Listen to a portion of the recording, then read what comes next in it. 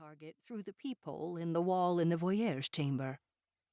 Wealthy men of Venice had all sorts of tastes, and the successful brothel catered to them all. I'd arrived a bit late and received a hushed scolding from Malatesta when I finally sat before the peephole to see my victim for the first time. In the room next door, the main event was already well underway, and when I first looked within, all I could see was a man with reddish hair, nearly pink skin, and a rather hefty frame, pumping away between Marietta's thighs. "Well?" Malatesta demanded after I'd been looking for only a few seconds. "Will you remember him? Will you be able to find him tomorrow?" "I've yet to see anything but his ass, and that is extremely forgettable," I remarked. "I hope for Marietta's sake his cock is more memorable." Malatesta gave a huff of disapproval, which I disregarded. He could stand on his patrician sensibilities if that made him feel better than me. He would, and it did. But he was certainly not above consorting with courtesans, pimps, assassins, spies, and thieves, much as he liked to pretend he was. He wouldn't get anywhere in his business without the likes of me. Eventually, the target in question rolled onto his back. Marietta sat astride him, riding him, her moans loud and dramatic. I rolled my eyes. Her performances convinced no one except the men who patronized her, somehow. But I ignored her theatrics and squinted at the man's face. His eyes were closed, his face slack with pleasure as he grunted and groaned, but I began to commit his features to memory. A round face, plump like the rest of him. A bulbous sort of nose, thin lips, a smooth chin and brow, and the ginger-colored hair I'd noticed before. He wasn't handsome, but he wasn't ugly either.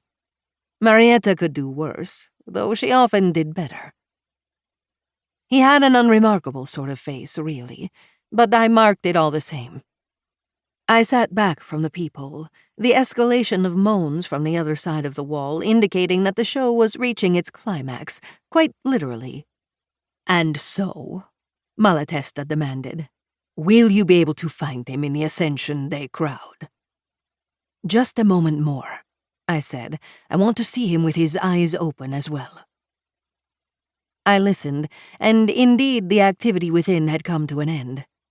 I waited a few beats, and when I looked in again, the man was sitting on the edge of the bed, smiling down at Marietta, who was sprawled out naked before his gaze. Then he turned his face away, looking about the room for the clothes he had discarded. There. Now I had him. He was tall, I noted, taller than me, and with his bulk would likely be stronger as well. No matter.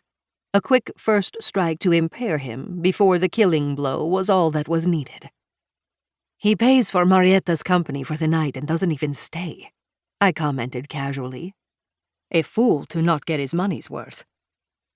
Malatesta snorted dismissively. "A fool, and worse, he's a spy, a traitor." "You say that man is passing information to the Spanish?" I asked, inclining my head toward the wall that separated us from the next room. "Yes, without question. He is a merchant sailor from Spain originally who now resides in Venice between voyages. One of my informants stole his satchel in the Rialto a few days ago, and it had papers in it containing sensitive information. He might have copies and probably has additional documents, and we must assume he has committed at least some of the contents to memory. The Spanish crown must not get that information." Indeed, they must not.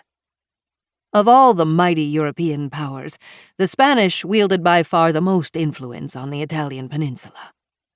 It was no secret that they longed to add Venice as yet another jewel in their empire's crown.